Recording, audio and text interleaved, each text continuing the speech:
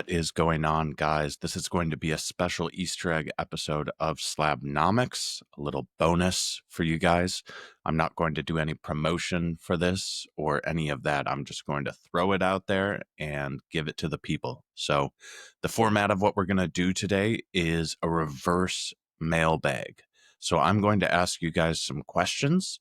And then if you want to hit me up on social media, go to @Slabnomics on Instagram.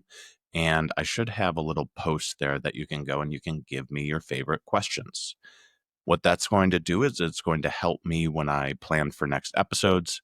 I can come in with the things that are most relevant to you and that are going to help you most, either in your investment theory or in your investment practice. So that being said, I always want to hear what you guys have to say in terms of feedback. So please don't be shy. Send me DMs, comment on those posts. And then for this post, I am going to have 27 different questions. So when I put those out, maybe go back during the episode, find the ones that you like the most, and then go comment those on that Instagram post that I'll have up. Sound good? All right, here we go.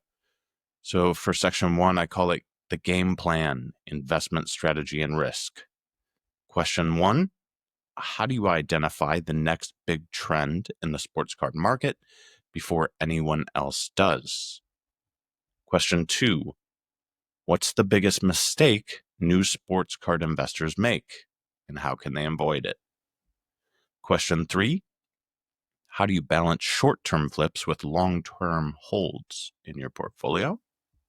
Number 4, what are the key indicators that a player's rookie card is going to skyrocket in value? Question 5, how do you evaluate the potential of emerging sports or leagues in the card market? That's going to be one that I'm very interested in and I will be doing some work on in the future. Question 6, how do you manage risk when investing in sports cards compared to other assets? I do believe that sports cards should hold a part of alternative investment portfolios for people. Not to say that everyone has to have sports cards, but I do believe everyone should have alternative assets. And last question for this section, what's the most surprising trend you've seen in the sports card industry over the last year? That would be a fun one to dive into. So the second section is buying edge, acquisition, market positioning. This is my favorite section, to be honest with you. Question 8, what's the most underrated way to market and sell sports cards online?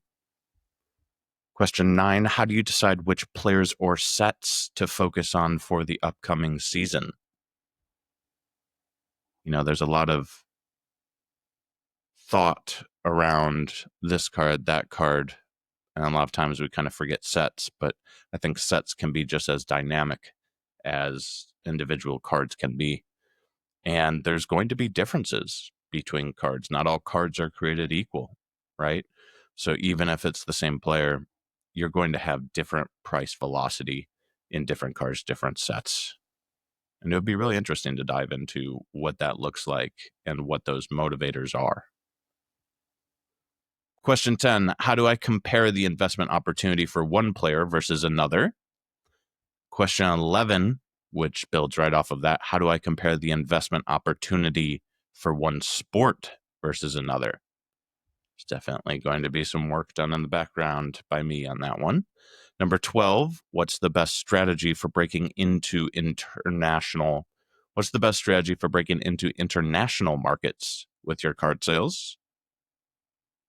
I wonder how many of the listeners have done that on their eBay stores.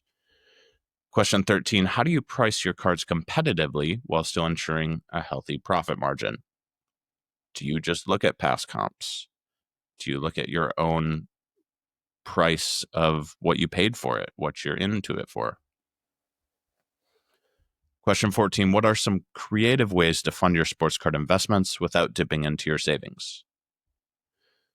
Question 15, and this is the last one for this section of margin and edge. What would it look like to have a financial advisor for sports cards? What are the benefits to me?